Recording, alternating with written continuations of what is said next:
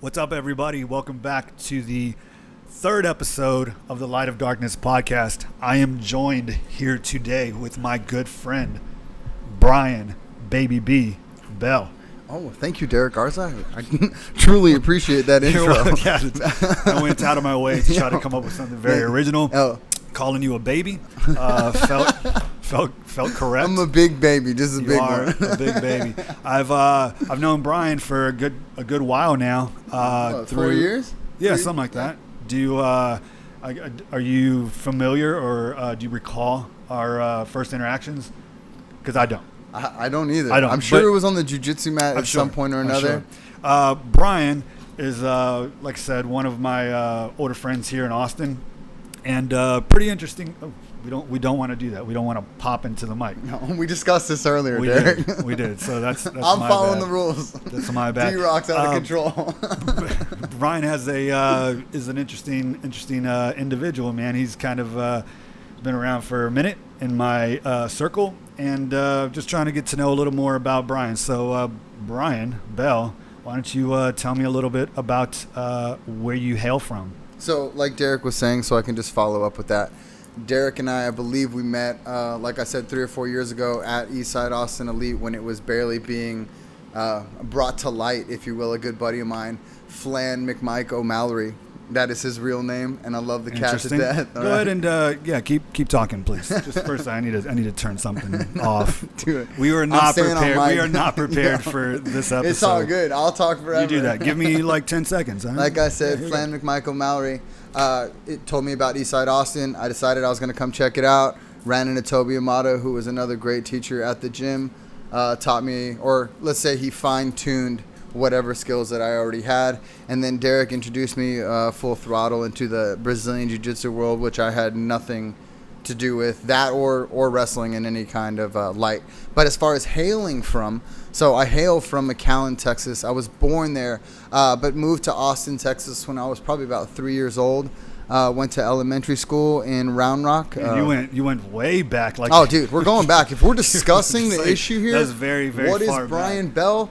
Like my parents, they conceived me in the truck, in the bed of a 1984 I'm Chevy a storyteller, D-Rock, and you gotta understand that we gotta lay a platform. I brought Bryan on board to talk about. We're gonna dive into his background. We're gonna dive into his upbringing and his culture, and we're gonna dive in today to the ever controversial subject of stereotypical humor. So you may or may not be offended. That's not the not the intention. But we all stay alive when we're offended a little bit. We want to get to the root of things. But Bryan, you come from a background of athletics, yeah, but kind of in a different way. You in school, college, I suppose. You actually did male cheerleading. Yeah, I did, and that wasn't in college. He's a liar. Okay. Well, it was in high school. Actually, I did some cheerleading in high school, and it wasn't actually for the school. It was for a club that we used to have here in Austin. If you were watching this video, you may know if you've been here long enough. It was at Cheer Station or at Capital Cheer. Did some cheering there with a good friend of mine from high school. How did you get into that, man? Like, I gotta know. Okay, so took a major injury in football. Took a little break from football because I was suspended because of the concussion that I had. So it was kind of like broadening my horizon when it came to looking for a new sport. Dabbled a little bit with cross country. Played lacrosse and actually fell in love with lacrosse and ended up finishing up my high school career of athletics with lacrosse. Don't do that. Don't do that. I'm learning about the tapping here. Yeah, the tapping. I'm a hand talker. We can tap out here. So let me just clear this up. Yeah. So you went from playing football, right, to cheering on the people that play football. Let's get this covered. I just want to know. I wasn't cheering for the school, but I was cheering. It was a partner cheer, more or less. It was just me and my partner Kelly doing a little stunting and stuff like that and practicing at the gym. It wasn't anything crazy. I wasn't going out on the football field and actually cheering for Cedar Park. But. I only know this because, Bryan is, you're not like the smallest guy. You're not the smallest guy, and that's not like baby B, I think is what we discussed. That's only because you call small guys, big guys tiny. But you're not the smallest dude. And during the course of our friendship, at one point, I don't know, you were making a bet with somebody or whatnot that you could do a backflip, and so then you did some crazy running backflip, to which I was fucking amazed that a guy of your size had such mobility and versatility. Right. So then I asked, well, how did you learn how to do that? And then you said, yeah, I was a cheerleader. I was a cheerleader. To which I just thought you were trolling me. I just thought you were chubby guy, athletic guy. Cheerleader. Essentially. Cheerleader. I don't know. Yeah. Okay. So that went on for a minute. And what are some of the I guess perceptions from people when they found out or when they knew you at the time of you cheerleading and stuff? To be honest with you, yeah, of course I got a little flack from the football players, but at the end of the day, I'm spending my time in a gym getting fit, more fit than I could have ever imagined getting with football. And football is about getting huge and bulking up and staying at a weight that I wasn't happy with, as to where when I started cheering, I started toning down. I started recognizing my actual athleticism. And when you lose a bunch of weight and then you can actually start jumping, right? Like really actually getting some height, it's kind of addicting. And then the spring floor, the trampoline, and of course the ladies, right? I think I would rather surround myself by a bunch of beautiful ladies than a bunch of football players that smell like crap in the locker room. You know what I'm saying? So I do. I think about it in that light, it's a little bit better. It was a win-win situation. Yeah, I had some buddies too that were awesome cheerleaders as well. Some guy friends of mine that taught me, smaller guys taught me really how to tumble and to distribute my weight evenly, and really taught me a lot about my balance. Man, we came out guns blazing, man. I hope that I did not throw you under. I hope I didn't throw you under the bus right off the bat. Just like, hey man, tell me about your background in cheerleading. I appreciate it. You're like, dude, what the fuck, dude? Why would you do that? You asked me to come on your podcast and you just throw me under the bus. This is the table we're putting it out on, right? This is a safe table. Place. Yeah, man. So, and since I've known you, I know that you have a very big personality, man, and I know that's led to some opportunities for you. Like for instance, I know you were an MC for our fight, Eastside Fights. Austin, baby. Eastside Fights, man. So tell me how that came to be and a little bit about that experience. So that was amazing, and I totally appreciate you. I didn't do anything. Derrick Garza, for actually giving me the opportunity, as well as Toby Amata and Ben Varlin, and the gym itself, just holding the fights. It was a super fun opportunity, something I had never really done before. But dude, you got to do something at least one time. Give it a shot. You can't stand in the background and not do something if it's offered to you. So what did it entail? I mean, I know I was there, but I want you to tell. Dude, you were a coach, man. You were first hand there.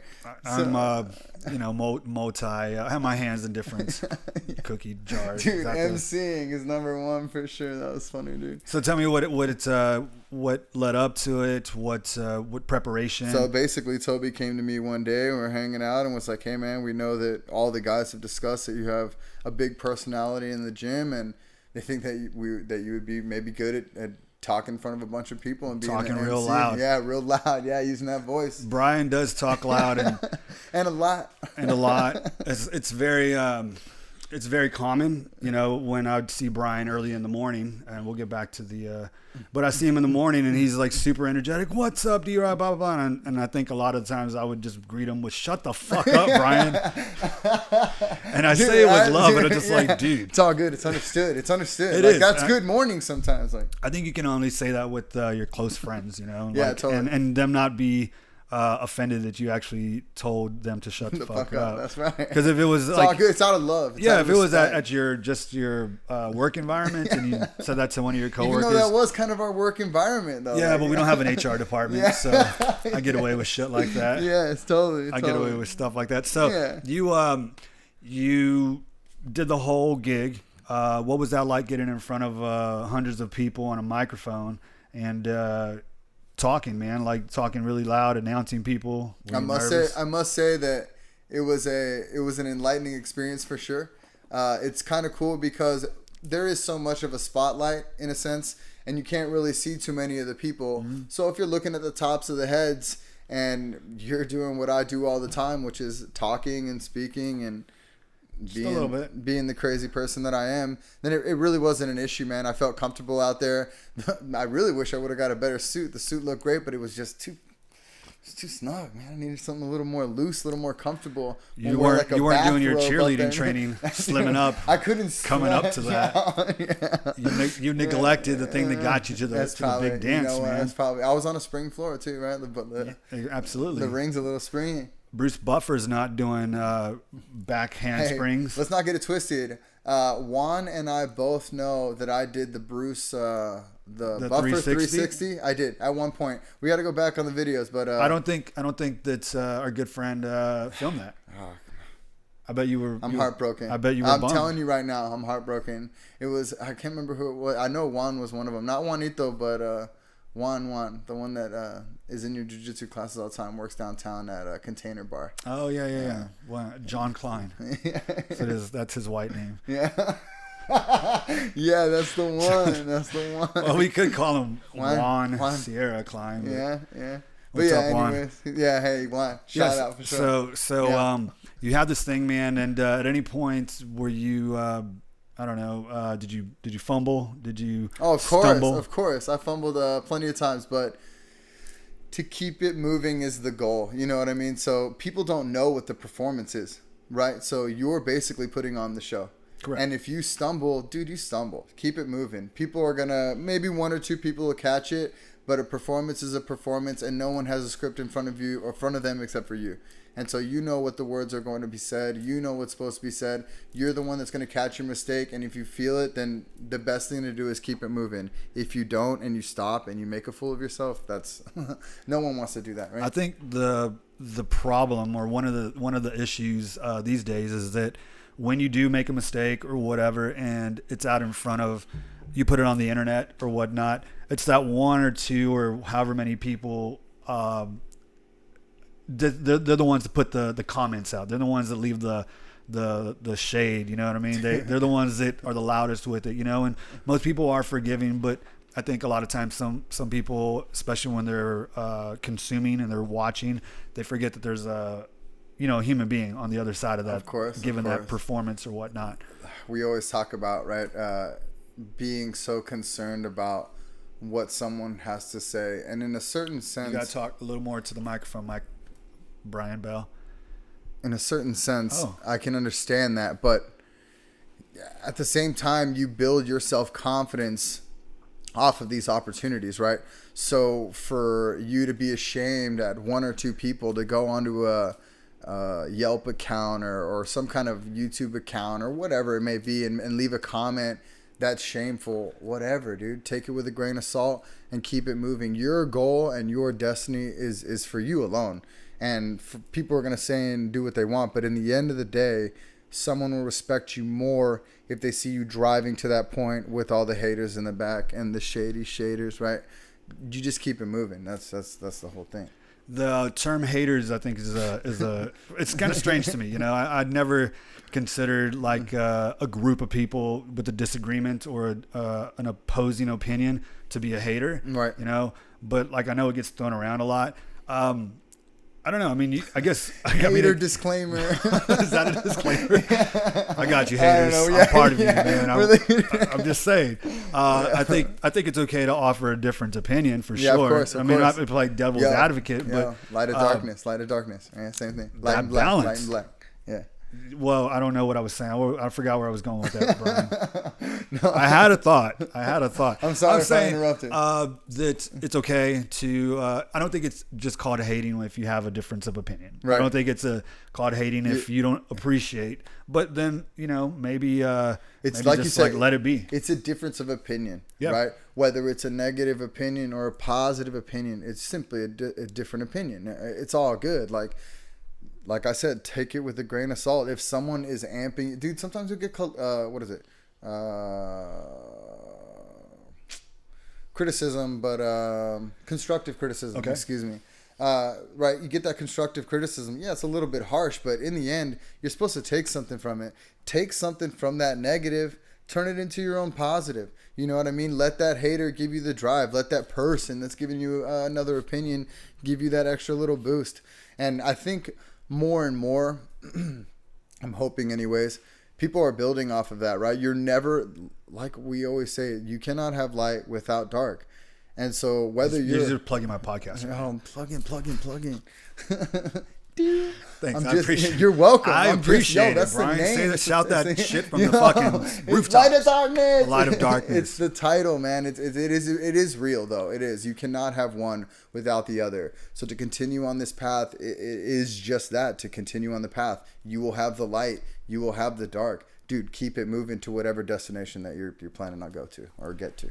Brian is not on mushrooms right now. No. And he's not on ayahuasca. No. So this kind of led to some, the personality, the openness or whatnot. It's led to a couple of just different opportunities. You were asked to MC another event. Oh yeah. And I wanted to talk about that a little bit. Of course. You kind of priced yourself at a good price. Absolutely. Tell me why it was such a crazy price. Okay. Topic of discussion, right? Yeah, we did talk about this a little bit. It is. And look, like I was saying before, dude, you never want to set yourself too low. That's what people mess up in the first place, right? Of course, there is a bar for being too high, especially in experience and what you have to offer, right? But an equal medium is okay, and to hold yourself at that bar is what we should be doing more. So many people are cheating themselves, dude, that I've met in the past year, that should really be pushing the envelope and actually making more for themselves. It's for them at the end of the day, right? To set such a low bar and then have to raise for what, right? You know what your work is worth. You know what you're worth. You know what you bring to the table. You know how much you're going to offer to the event. And then you make an educated guess on what you think you're worth that's reasonable for both parties. In turn, knowing how much they may make, off of people coming in.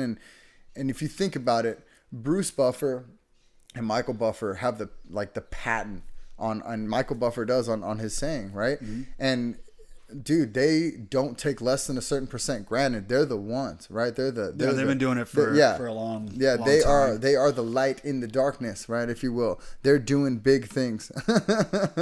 and they're laying the foreground for people to actually follow, right? And dude, I'm just going off what I think, right? And what they bring is basically half the show, right? Of course, the fighters are the show, right? The event is the show, but the hype man, the dude that's bringing the energy, the guy that's bringing the soul to to the ring before the fighters get there, that's the man. You know what I mean? And you got to understand that, and that's a big part of the event. That's why I asked for the amount that I did, and we won't say how much now, it is. We're not disclosing the amount. It's absurd. I mean, I do respect it, and I do I appreciate that, man, because I think that, like you said, people do tend to sell themselves short. Right. But how do you know what's too high? How do you know what's the medium? The cap, right? Yeah. I mean, like, discussion. Yes, it is worth something. Right. It is worth time, which is discussion. Invaluable.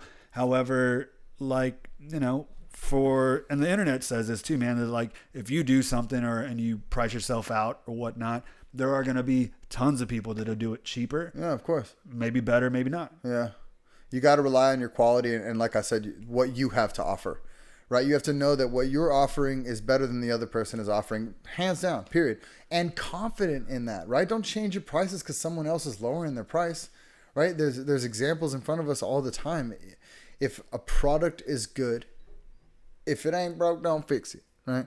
If a product is good and it works well and it's long lasting and it's reliable, then I don't understand what the need is to, unless of course you're trying to make money, right? Manufacture it in mass production, charge it a lesser price and go for it. But then in turn, right, you're getting a lesser product. But that's just all to the masses and the reviews on the internet, right? You go on and check out a review and you just gave us the formula for McDonald's success. Yeah. I mean, you did. Yeah. You did. Okay. So I know you also, besides do you have any more, don't look at my shit. Pens for jotting. Thoughts for jots. Thoughts for jot thoughts. Do you have any more upcoming opportunities for announcing, or is that something that did you retire at the top of the game? Well, see, done? I think that I don't know. I don't want to be letting out. No, you can let it out. We started talking about it. I think Eastside is going to be having an event in October. Eastside Fights too. Yeah, in October. So hopefully, right, if I make the cut, new suit, new look. You know what I mean? But I know we got some contenders, right? So I don't know. Maybe my teacher, right? Maybe I'm just a grasshopper, right? If you price yourself out, let's just say I don't know, $1,000. Yeah. I'm gonna price myself at $999. I've watched enough Prizes Right to know the strategy of how to get picked up. That's how to win, but that's also how to screw the other person. We're boys. You can't be doing that shit. Hey man, it's a cutthroat world out there. I'm just saying. Oh it's a man, cutthroat the world. price is wrong, bitch. You recently did a commercial. Yes. Yeah. Why don't you tell me about that? So I don't know. I don't know if I should disclose. Well, you don't have to give specifics. Right. But tell But me. it was a major tire company, and it was pretty cool. I was just in the city. Is it that fat dude with the white dude? No, it's not. Looks that like a marshmallow man. No, it's not that one. Is it a red logo? It is. It is. All right, that's leave it the at that. one. Yeah. You may that's or may one. not Red see logo it. tire company. Okay. You don't know about it. Yeah. Anyways, did a little commercial for them, and it's funny how I fell upon it because it was just the wife and I hanging out at our little local coffee shop, Chaparral Coffee, Lockhart, Texas. They are not sponsoring me, so I'm gonna edit that out. I love him, Austin, and his beautiful wife Taylor, and their beautiful child Cotton. They're great people, and we're just hanging out in their coffee shop, and I guess some people had come in that were needing to do a commercial, and they were looking for a cowboy with a horse, right? So Austin's talking with this guy, and he points over to me, and he's like, "That guy's got a horse." Now, Brian, I mean, I'm on the opposite side of the you're fence. A Native American dude, right?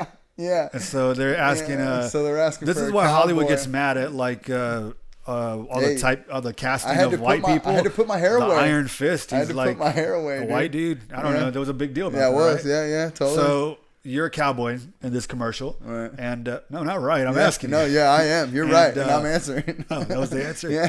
And so, tell me what that entailed, man. What did you have to do? Did you have to so first lift of some all, weights? No, we're good. Some push-ups before you got on the screen. So the biggest thing was of course, it's for the general public, right? So the hair had to go away into my cowboy hat. Yep. Earrings had to be gone, right? Of course, had to clean up my tattoos. So it was very manicured, if you will. And it was funny because in the very beginning, I was like, I don't know how well of a cowboy I can make for Do you really sounding like a Native American? I don't know. We were talking about it earlier. And so they asked you to clean up your cowboy act. Yeah, totally. And so the first wardrobe I had to change from because I was. Was it speak and roll? Was it speak and roll or no? No speaking. It was just me riding off into the sunset, essentially on my big beautiful horse Zeus. Another shout out. No, I'm sure Zeus is listening to this podcast. Dude, you know Zeus is listening. Yeah. All my animals. We'll talk about them later. Yeah, right? we will. But I'm glad that they have they download this podcast. Yeah. It's good. Dude, we got that rough Wi-Fi out there. We're trying middle of nowhere. Yeah, Yeah. Doing my best. So you were a cowboy. Yep. Is this a local commercial? Is this like a nationwide commercial? So it's actually on Country Music Channel, I believe. Country Music Channel. That's what it is. CMT. Yeah, Country Music TV. That's where it'll be airing. And it was just pretty cool. Do we have a link for this? Is it already up? I believe it is already up, and you could totally view it. I would have to look on my phone. No, it's okay. We can we'll discuss it later. Put it in the show notes. Okay, cool. Put it in the show notes. But yeah, totally. You can go check it out. Get you some exposure. Yeah, that would be great. Yeah, I'll be your agent. Yeah, it's a 25% cut. That's another job, right? We're talking about you got your hands on everything. Man, I'm trying to do multitasking. The gentleman that was in it, I wish I remember his name, but he was really cool too. He's a welder here in Austin. And he was doing work out of Mad Dog Studios, which is like a welding company in Lockhart. Super awesome place as well. The guy was doing stuff out there. And yeah, they basically ran into me. We how do we say, work together. They came out to my ranch, saddled up Zeus. Basically, their shot was, they had a couple of them. One of them was them leaving our driveway and then pulling down the road, and then basically him passing me giving him a little tip of the hat. I like that they recruited a fucking horse for a tire commercial. Yo, no, I mean seriously, it doesn't actually make sense unless he's driving through. Yeah, that's exactly right. So it's a scenic view of what you see on the country road day to day, right? So did you give him the hat tip? Oh, dude. Yeah, just so he knows. One of these. We did a couple of them actually. So it was a wave and a tip, and then after they drove by, I rode up, like I said, into the sunset. Yeah, and then they flipped to another screen, but I think it's about 4 seconds. Damn, that's pretty good, right? Yeah, dude. Yeah, next is y'all take it. Posting a fucking Netflix That's 3 show. of them right there. Boom, man. Yeah, totally. Man. I'll take it. The cat. I wish I'll. I mean, we could talk shit, really, but who else has 4 seconds on a national country music television, country music TV? Straight up. This guy. Boom. This guy. That face right there. So, man, you're. That was fun. That's dope. I want to talk shit more, but like I really don't want. I don't mean it. He wants to pull the shade on it. All right, so you're out now. Right. You moved from Austin, right? And this is kind of how you got this gig. Is that you actually started to become a rancher? Yeah, like a real deal rancher. Real deal, yes, sir. Don't there. Fucking twist it on a little bit more. A little bit. You went real. I'm sorry. I'm so sorry about it. So tell me about this transition from living in Austin, how that came about, to taking care of animals and all these other duties, man. So honestly, like I said, I was born in South Texas in McAllen, and my grandfather always had a ranch out there, and he had orange fields, and he also kept racehorses, my uncle's racehorses. And so I kind of was, during the summer, I would hang out with the horses and help around the stables and help in the orange fields and stuff. And so I kind of grew up doing that, but I always knew that I wanted to do it forever, like be out on my own kind of my own property with my family and just living out there. This was like a goal for you. This is definitely a goal, yeah, for sure. Me and my wife, we both knew we wanted horses. We knew we wanted to. Did you think about this before you were married? Oh yeah, totally. This was something before I met Caroline, and Caroline same way before she met me. We both had a goal to really try and be on our own and like I said, have a farm. Living off the land is what I think we should all be doing in a certain sense, growing our own vegetables and farming our own land. It's hard work. It's old work, but it's good work. I think the problem is that we live in cities. There's not enough room. Yeah, that's true, right? Well, cities are taking essentially over. We're stacking people on top of people. That's exactly right. So it's just not possible. And then it's cool. It's cooler to live smaller, right? Why IKEA is so simple, and these little things are so simple. It's cool to live like that, right? And I agree. It's cool, and it's economical in a certain sense. But when everybody's still littering, and when well, not everybody, right? I would just say, we think we throw our trash in a trash can, right? But it goes right back into our landfills. Well, it goes somewhere. Right, exactly, or into our sea, or right, and that's really what kills me, right? If we would take a little bit of time and really take our paper and our plastics and really separate these things, make a conscious effort to do so. Burn the stuff that you don't need that you can use for fertilizer later, right? And of course recycle the plastic, because I don't know how to take care of plastic. I got to send it off to a place that actually does that for me. You know what I mean? And hope in hopes that they do the right thing with it. You know what I mean? This is the part on the podcast where a solitary teardrop drops from Bryan. I'm double teardrop. All right, I'm the native that 2 teardrops and then like a swift punch. Maybe like need to get swift punch, because we need to get our stuff together. Like truly and honestly. If it's to be said anywhere, why not say it here, right? Sure, say whatever you want. It should be addressed, because it is a serious issue that if it's not addressed, then where is our world to go? So many people my age, right, 30s, especially my friends, old friends from high school, they're having kids, they're having children. What kind of world would you want your kid to be raised in? If we're all leaving it at one point, but to be honest with you, our children, our legacies, they stay behind. And so why would we want to leave a world like that? That's no person in this world wants to leave anything like that for their child, period. They just don't. Why are we doing it? no balanced person. Of course, yeah. Because let's not get crazy. I'm just saying, there's a lot of different people out there, man. Of course. There's a lot of different You're people. Very true. That's very true. How dare I be one-sided? That's very true. I'm saying, no, all I'm saying is that if you talk about people, you have to include all people. Everybody. You're right. You know, like there's some people that only care about themselves. Some people that are not concerned, mentally ill people. You know, like there's just a full spectrum of different individuals, and not everybody has come to a point of appreciating where we live, or will come to a point. Right. Eventually. I mean, and then if everybody gets a fair voice, then who are the people that have come to this point to say that they're wrong? And exactly. Who am I to say that someone's living the wrong way? Who am I to say all these things? And like, but it does have a consequence. Lead by example. Right? I feel like if I'm doing right and I'm continuing to do right, then if I can get one person that thinks that I'm doing right to follow me in that right path, then that's good for me. You know what I mean? Because like I said, there's not enough people doing the right thing, and too many people that are maybe uneducated on what is the right thing. You know what I mean? Like, who's to know if we're not educated on it?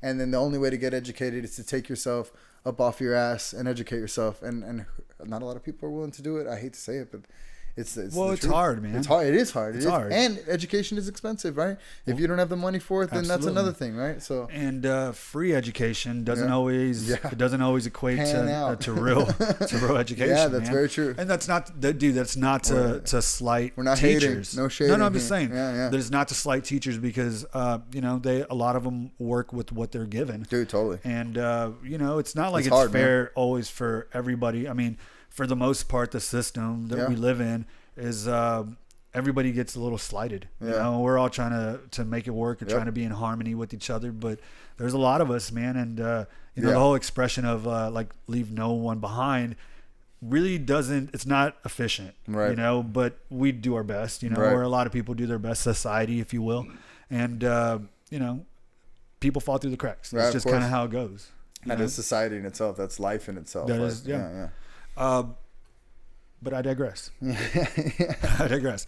So you, some of the duties that you have, man, you started doing fucking beekeeping. Yeah. Save the planet, right? We're talking about it. Yeah. There's a whole documentary just talking about the way bees are being killed off. Totally. It's and I mean, it's even happening here in Austin. If you're not informed, the only reason I'm informed is because of Two Hives, the internet, and Two Hives Honey. The lady Tara, Two Hives Honey, the lady Tara there, she is incredible. She is I would like to say a mentor of mine.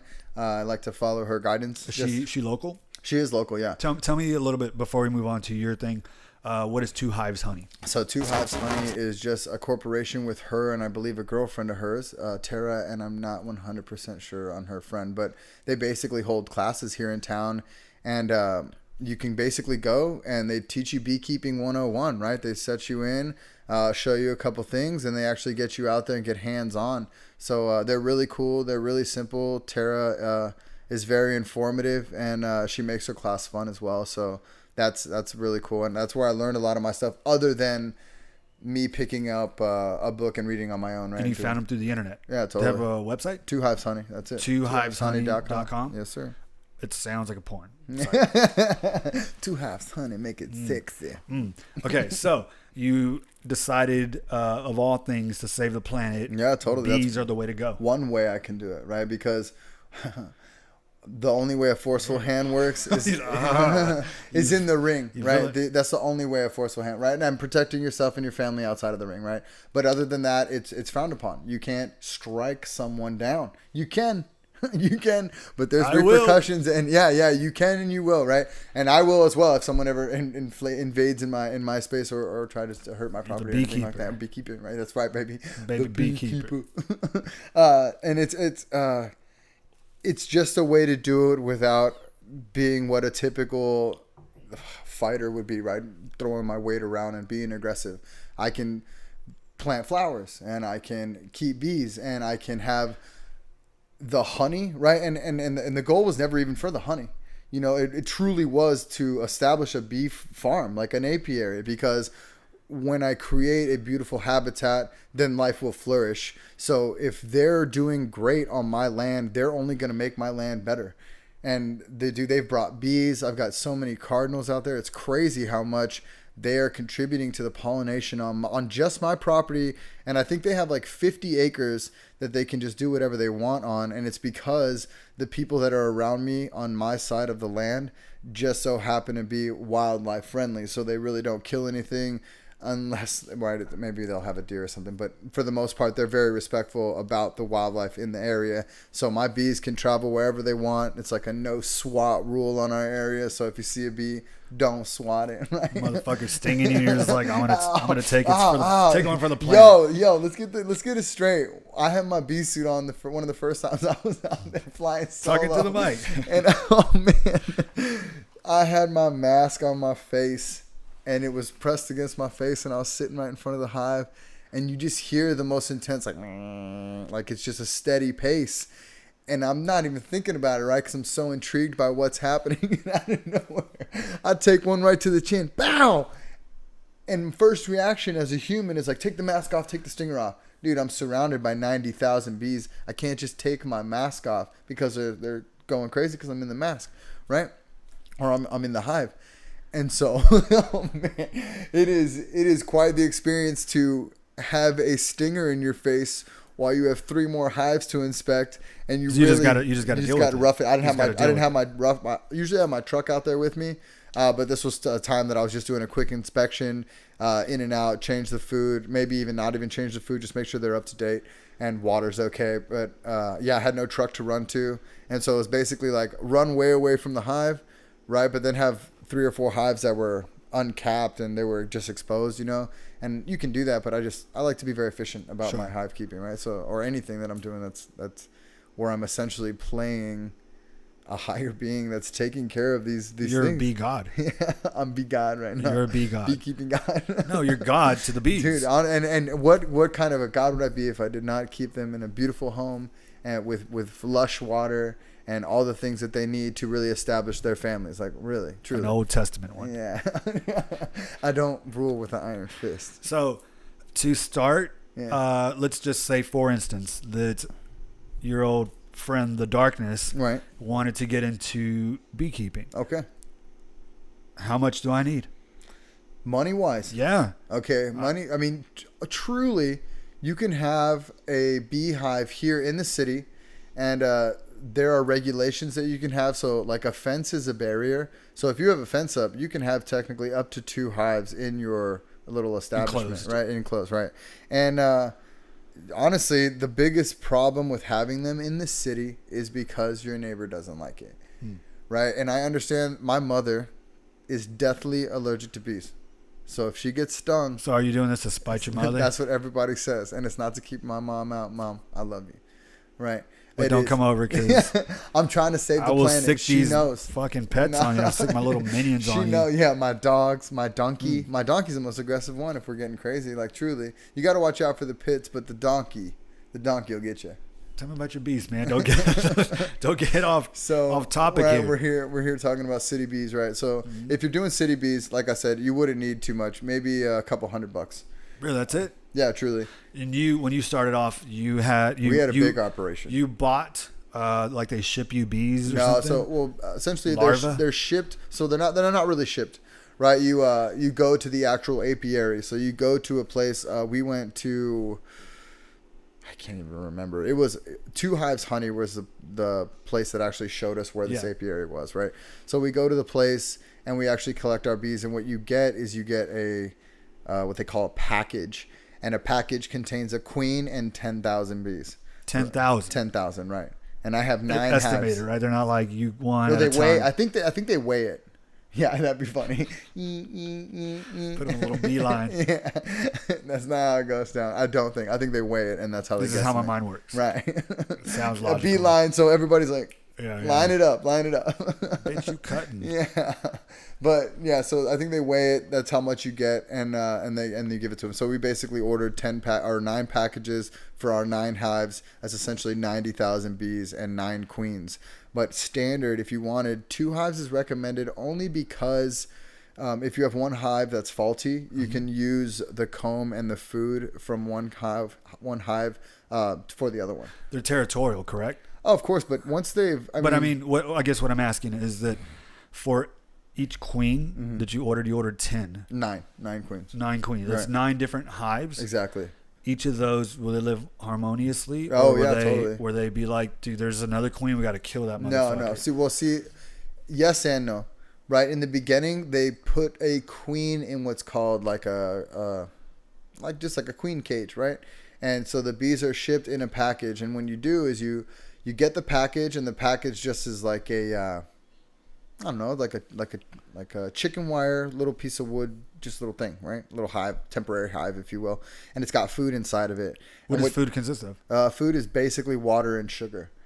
Mixed properly, right? So, 8 so like pounds human beings, drink fucking Coca-Cola. Exactly, right? What is it? Idiocracy. If you haven't seen it, you got to see it. So basically, 8 pounds of sugar per 1 gallon of water.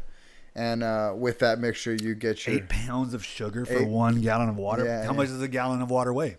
I think a gallon of water weighs 8 pounds. 8.1 pounds. So it's a 1-to-1 ratio. Basically, yes. Hey, you got it. Yeah. 1-to-1 ratio if you want to get public crazy. School system and art school. Mix up the food. Oh, that's what the food consists of. And so basically they're in this package with the food, and connected to the food is the honey, or is the queen cage. And basically you pull the queen cage, you pull the food out, and the food is in the can, and the queen is connected to the can. You remove the queen, put the food back into the cage, and then install the queen separately. Now, the queen has something called queen candy. Now, queen candy consists of powder. Damn, daddy. Let me let you know some queen candy. Yeah. Queen Get you some of candy. that queen candy. It's real thick, and it's a little bit white. Yeah. So it basically consists of powdered sugar and honey mixed together, and that hardens and creates like a barrier so that the queen is locked into this cage. Now, she carries drone bees or warrior bees, or with security, if you will, top flight security of the world, Craig. She carries those with her, right? I'm just shaking my head. And so those drone bees, male bees, they'll go and they'll eat all the queen candy. And while they're eating the queen candy, the queen actually exerts, what would you call it? Like a pheromone, if you will. Yeah, pheromones. And so the bees actually read off of that, and then they know not to kill her. Now, if you took a queen and just introduced it to a hive, they would kill it immediately. They're going to kill it. So it's going to have their security. The answer in the long run, Tupac yes, territorial. I forgot to ask that question. Tupac and Biggie. How did we even get on that? I don't know. I don't know. So, I'm not jotting anything. By you the don't way. need to. I know this is for jotting, and the window for thoughts, the tablet for jots, toys for tots. Okay, another sponsorship. I don't know. So you are doing this simply for just to help preserve the earth. Truly. But what are the other things that come out of it, man? Like, are you selling this honey? Oh, the honey's going to be... Are you selling it? Or? To be honest with you, I had my first taste of the honey. Once you get that taste. Oh, dude. Get that taste, I know I'm a little bit biased, right? I know I'm a little... Because it's my honey. But honestly... I got the best honey in the world. Like in the world, it's a big fucking place. I'm saving the world, real and my strong honey statement, is also Bryan Bell. number 1 in the world, right? That's a real strong statement. Bees, honey. I'm gonna let y'all know something. It's gonna be bees. Bees. Is it already like? Is this a thing? That's a thing. It's a real thing. It's like, is it Little Bell Ranch introduces bees, honey. Bees. Right, Bryan Bell. No, I know who the fuck you are. I know who you are. You know what I'm saying? Okay. So, anyways, Christ. This honey is fantastic. Honestly, there's different kinds of honey, and you can. You're gonna start a bee war. I'm excited. All the beekeepers are gonna be like, honey, dude. Fuck this guy. Mesquite honey. Wait, Firewheel hold honey. on. Okay. Wait, there's different flavors of honey? Yeah, totally, 100%. That's what I'm saying. That's why I think mine is unique. What if, just hear me out, and I'm probably not even new to the game, but what if you do you like are new to the game. cannabis honey or some shit? Okay, that's a possibility, but we're in Texas, so we're not discussing that right now. Well, if but you it to could, California, and to be honest with you, it really, honestly, save the planet, save your life, right? Because I believe that cannabis truly is a cure of a lot of things. Honestly, if you use it in the right way and in a medicinal way, it can lead to a lot of health cures, if you will. Benefits? Benefits as well. It just really except for recalling. Dude, it's all good, man.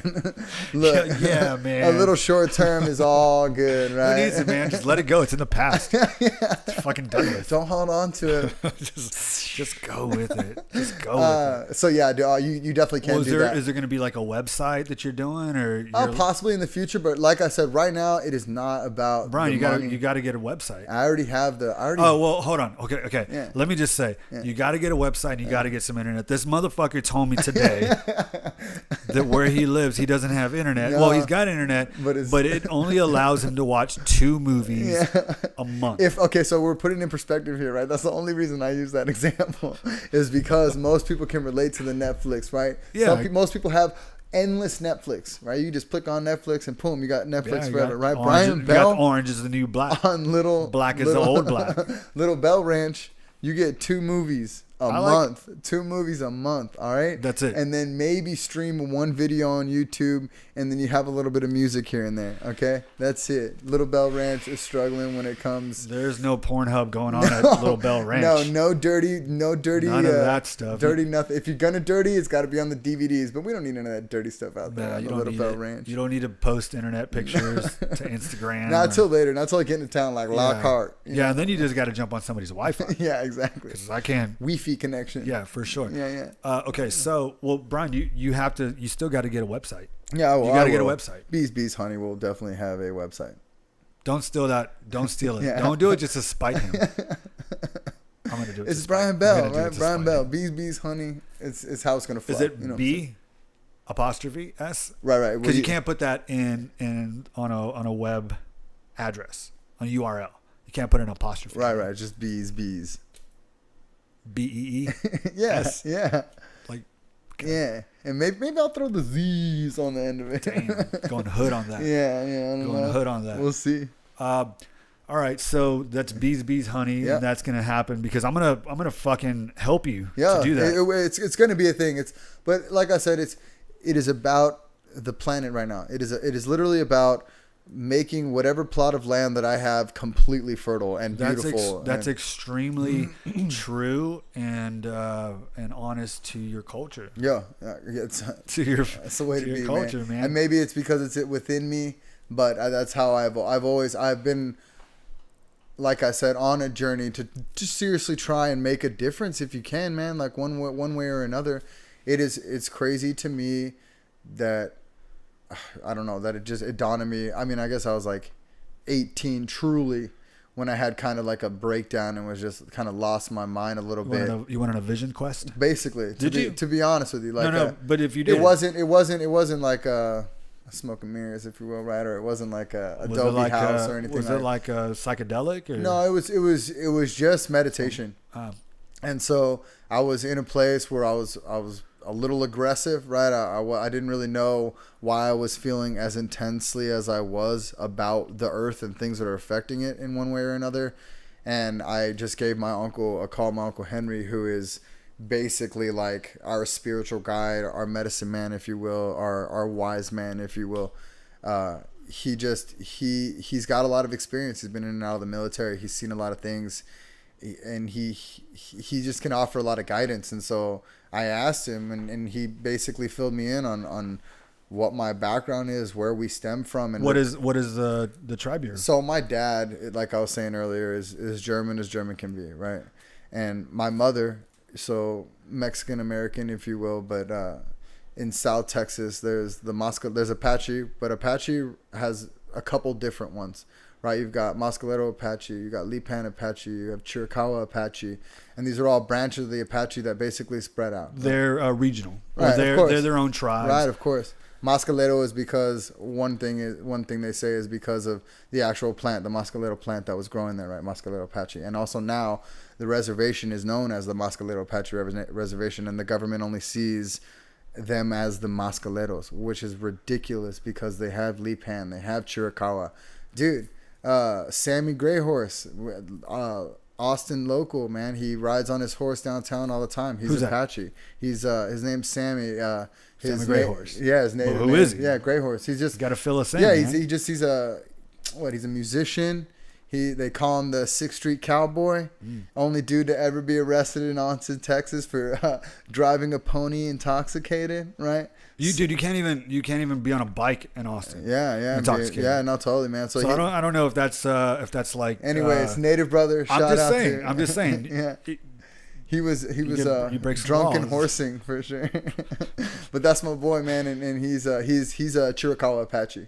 And that's why, and also I am not only that, I found out through more research that I am also Shoshone, and now the Wind River Reservation is a branch. Where's that at? Wyoming. Have you been? Truly, no, I haven't been. So there's another gentleman that I met through a mutual friend, and the reason that I found all this out, and I may even be connected through my father's side, not even knowing. I thought they were simply German, but apparently in the Shoshone, the Wind River Shoshone Reservation, there's a lot of people that are natives that are there that their last names are Bell. So whether it's Avila or Posada or Bell, I'm tied to it in all aspects of the way, which is pretty crazy. And it's hard to keep up with the research, but that's another story about knowing where we came from and how we even came to be and all this and that. So family lineage, right? Yeah. So that being said, you've been brought up in the culture that's always been a part of your life. I mean, it is who you are. Of course. What are your thoughts on pretty much like different logos, sports logos, or what is acceptable as far as like jokes, because I know people make fun of stereotypes. Of course. What I mean? And it's kind of like with comedy, like the rule is that there has to be a butt of a joke. There has to be somebody. Right. But we live in an age of hypersensitivity. Right. And people don't always know what to say. They always look for almost a representative to give them the okay to make whatever jokes. Which, of course. I think, in my opinion, say what you want to say. Right. It's if I say this with not a hateful intention, and I know that the background is not like a hate-filled thing, then I think it's acceptable. Right. But asking you, and I'm a minority myself, but like asking you, what in your opinion is an acceptable line that you do not cross or you can play around with or whatnot? Truly, natives tend to be a little more sensitive to the subject because they were forgotten, if you will. They were put in the background, right? In a sense, because there was slavery with the blacks, right? But there was slavery with Mexicans too, with a lot of minorities. And that's not to say it isn't to say that only minorities have suffered, right. Because people in general, human beings, totally. We're part of this planet. This planet it's pretty ruthless, man, and everybody's gonna get by. But there definitely have been some, I guess, ideas that have been perpetuated through time of what somebody looks like is going to determine how they're treated. Well, I mean, that's changing drastically, sure, because we're all going to be mixed soon enough, man. You know what I mean? That's how the life is. That's how life is going, anyways. Yeah, go ahead. Sorry, man. So we're back to the logos. Yeah, we can talk about the logos. Native sensitivity, right? I mean, I'll just throw it out there. Washington Redskins. Right. Exactly. Is that like? Would you just put? All we have to do is put it in perspective, right?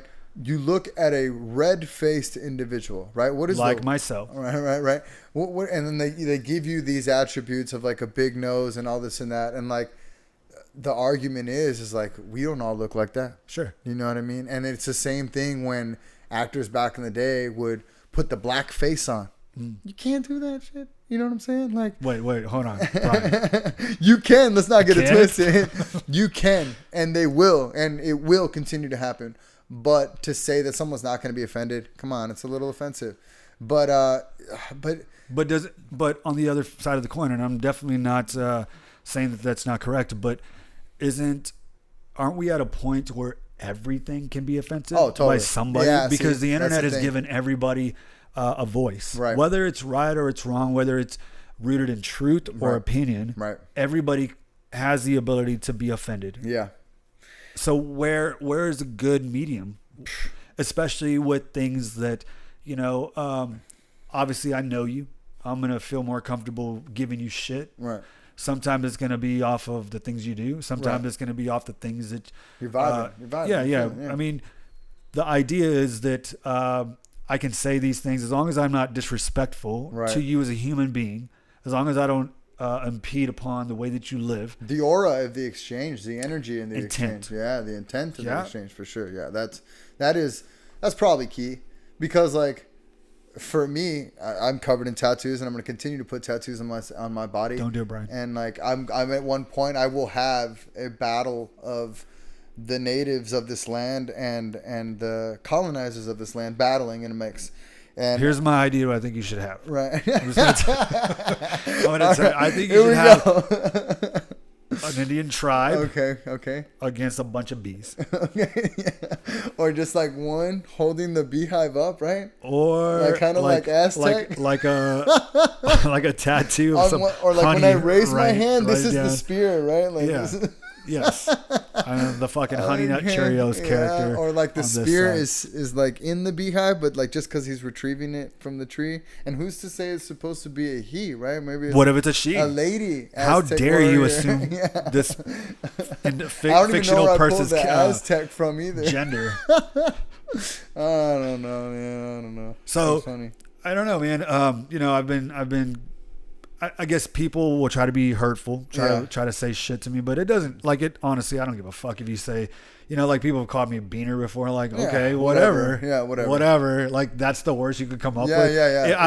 I would be more offended if you punch me in the face. Yeah. But if you say some shit, but if you are offended by that, then okay, cool. You're offended. And it's not wrong for being offended. It's the intensity of the word and how long the word's been at play, if you will.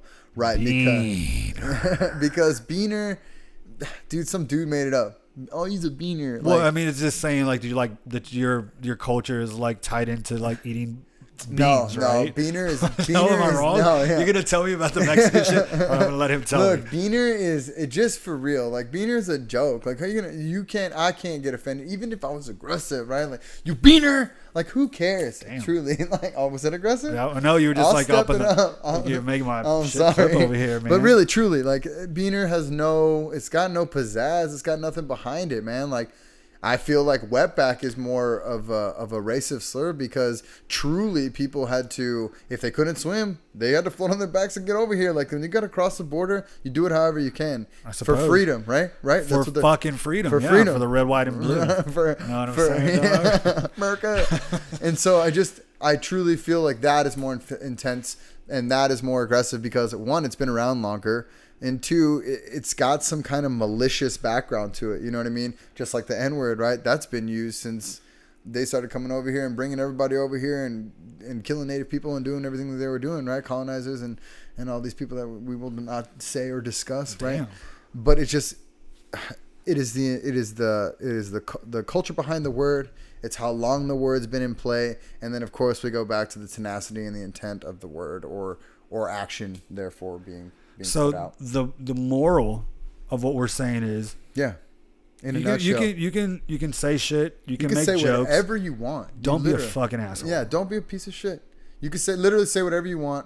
Just I don't know, man. And like we said before, where there is light, there is dark. So you will be a piece of shit if you will be a piece of shit. Whoa, man. That's some ayahuasca talking.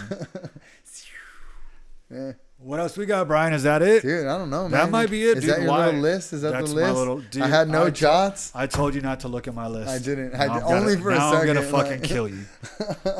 I think that's all. We discussed the bees. We discussed the bees. We didn't discuss Zeus, Chula, the donkey. That's not my fault. I asked you what it entailed. I got 3 ponies that are at Little Bell Ranch. Okay. Love them all. Follow the website, or not the website, but the Instagram, right? Bryan Bell. Wait, you do have an Instagram? Yeah, of course. It's all about Little Bell Ranch. You have to get that bees going though. And a bees is a thing. It's a thing on the internet that's already like our what do you have, like a LLC? like an actual company. Yeah, but that's just the business part. Right. You got to get it out there. Of course, but the only reason I'm waiting is for time. And like I was saying before, my honey is special honey. It's bees, honey, yo. And it's because it comes from the mesquite. It comes from the firewheel. It comes from the sunflower. It comes from the dewberries. It comes from all these different things that are out there that are growing very intensely because the bees are out there. Oh, dude. And plus, my mixing of the sugar water is like real on point.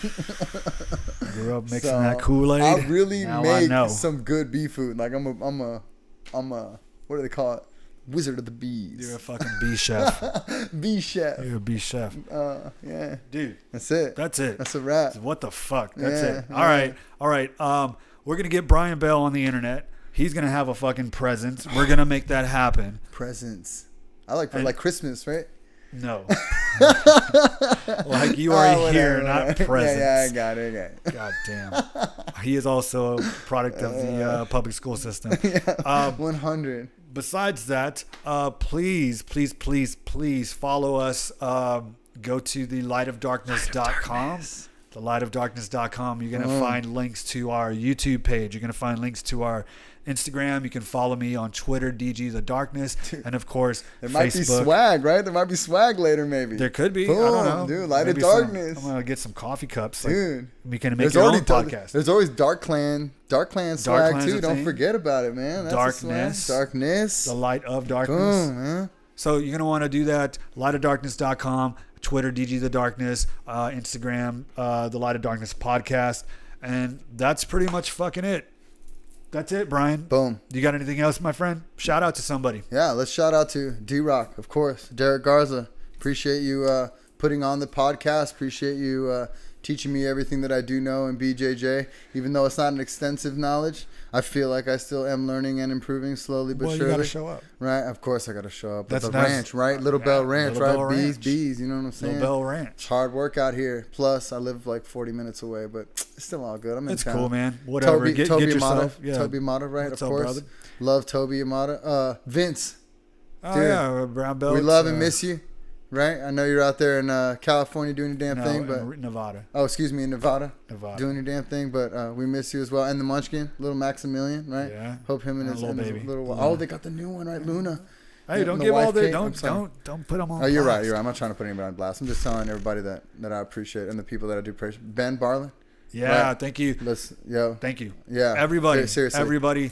We could do this We all could day, go all day. but we're not gonna. Yeah. So lightofdarkness.com. Follow us, follow me, do all that good shit. That's all I got. Thank you guys for tuning in. Hit me up on Derrick at the Light of Darkness if you want to be a guest. If you got comments, you got hate, you got love. I love it all. Send it to me. Jots. Thank you guys. Jots. I love you guys. All the jots. Bye. Shh.